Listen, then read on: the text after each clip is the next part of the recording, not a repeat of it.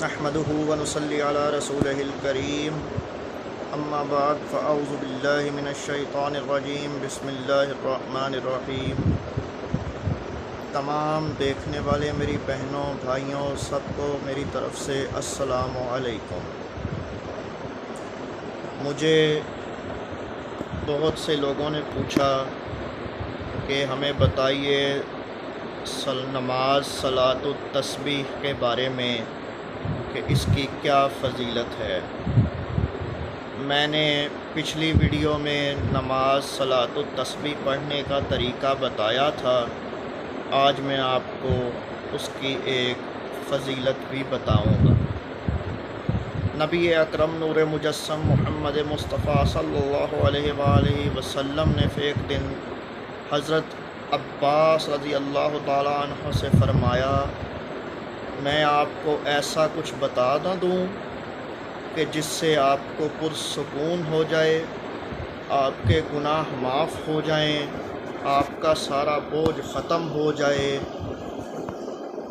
تو انہوں نے فرمایا بتا دیجئے، تو سرکار نے فرمایا میں آپ کو یہ عنایت کرتا ہوں۔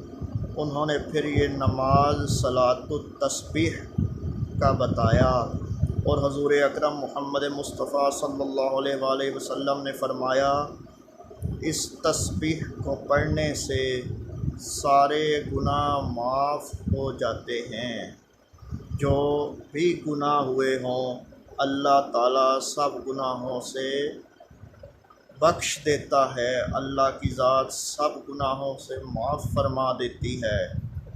اور اس کے ساتھ حضور اکرم صلی اللہ علیہ وآلہ وسلم نے فرمایا اس نماز کو روز پڑھا کرو، اگر روز نہیں پڑھ سکتے تو ہر جمعہ کے جمعہ پڑھا کرو، اگر وہ بھی نہیں کر سکتے تو ایک ماہ میں ایک دفعہ پڑھا کرو، اگر وہ بھی نہیں کر سکتے تو ایک سال میں ایک مرتبہ پڑھا کرو، اور اگر سال میں بھی نہیں پڑھ سکتے تو عمر میں کم از کم ایک مرتبہ لازمی پڑھو۔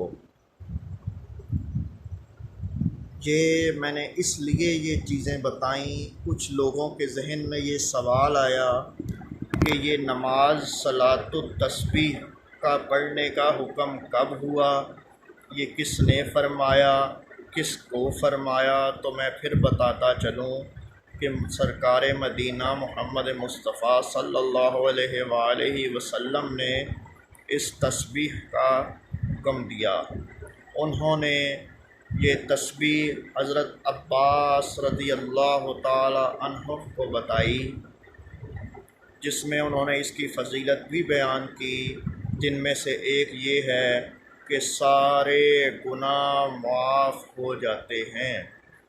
الحمدللہ الحمدللہ ثم الحمدللہ۔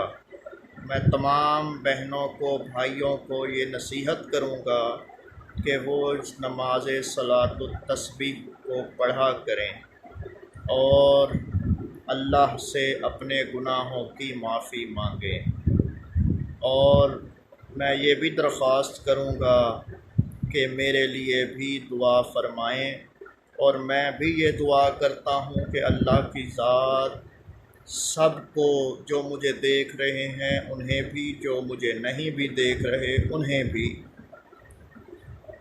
اللہ تعالی سب کو خوش رکھے۔